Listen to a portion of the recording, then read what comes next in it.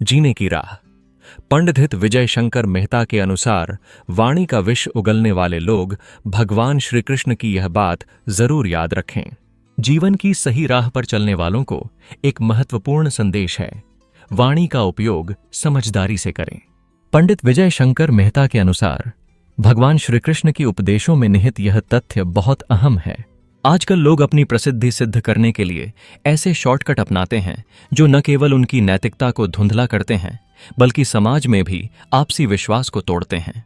कुछ ऊपर वाला मेहरबानी कर दे, कुछ हम परिश्रम करें तो ख्याति मिल ही जाती है। लेकिन इन दिनों लोगों ने प्रसिद्ध होने के लिए एक शॉर्टकट निकाल लिया है। सोशल मीडिया पर कुछ उल्टा सीधा कर दो, ऊट पटांग बोल दो, गाली गलौच कर दो, किसी प्रसिद्ध आदमी की बेइज्जती कर दो, चाहे वह व्यक्ति संवैधानिक पदों पर आसीन क्यों न हो। दुनिया उन्हें उनकी बदतमीजी से जान ही जाएगी। सोशल मीडिया पर फेमस होने के लिए अजीबोगरीब हरकतें करना और आपत्तिजनक बातें करना, जैसे किसी की बेइज्जती करना, एक नई प्रवृत्ति बन गई है। यह साधारण रास्ता न केवल किसी के आत्मसम्मान को नुकसान पहुंचाता है बल्कि समाज में एक नकारात्मक वातावरण भी पैदा करता है। ऐसे लोग जो बिना सोच समझकर अपनी वाणी को जहरीला बनाते हैं, वे खुद को प्रसिद्धि की अंधी दौड़ में धकेलते हैं। प्रसिद्धि प्राप्त करने के लिए सद्वाणी, सद्विचार और सद्व्यवहार, 3 रास्ते कभी अपनाए जाते थे।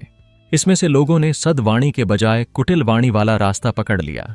ये लोग बिना किसी आधार के दूसरों पर आक्षेप लगाते हैं, यह सोचने के बिना कि उनकी बातें कितनी घातक हो सकती हैं। किसी के खिलाफ बिना सोचे समझे विष उगल दो, छा जाओगे। फिर आजकल बदनामी भी हो जाए तो भी लोग उसे नाम होना मानते हैं। महाभारत के एक संवाद की बहुत चर्चा की जाती है। द्रौपदी दुर्योधन के गिरने पर हंसी और कहा कि अंधे के बेटे अंधे होते हैं। यद्यपि महाभारत में इसका प्रमाण नहीं मिलता। इतना जिक्र जरूर आता है कि दुर्योधन ने बाद में धृतराष्ट्र को यह संवाद द्रौपदी के नाम से बोला। दुर्योधन जैसे लोग ऐसे ही संवाद बोलते हैं, लेकिन जब द्रौपदी का अपमान किया जा रहा था तब दुर्योधन और कर्ण ने जो संवाद बोले वो तो लिखे भी नहीं जा सकते।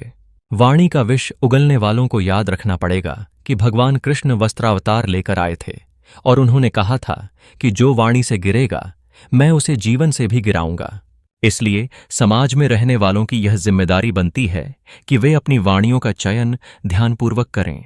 हमें किसी की बेइज्जती करने या अपमानित करने के बजाय सद्वाणी के माध्यम से समाज में सकारात्मकता लानी चाहिए। जीवन की राह पर चलते समय हमारी वाणी का प्रभाव न केवल हमारे लिए, परिवार के लिए, बल्कि समाज के लिए भी महत्वपूर्ण होता है। इस धरती पर मानवता की भलाई में हमारी वाणी की भूमिका अत्यधिक महत्वपूर्ण है।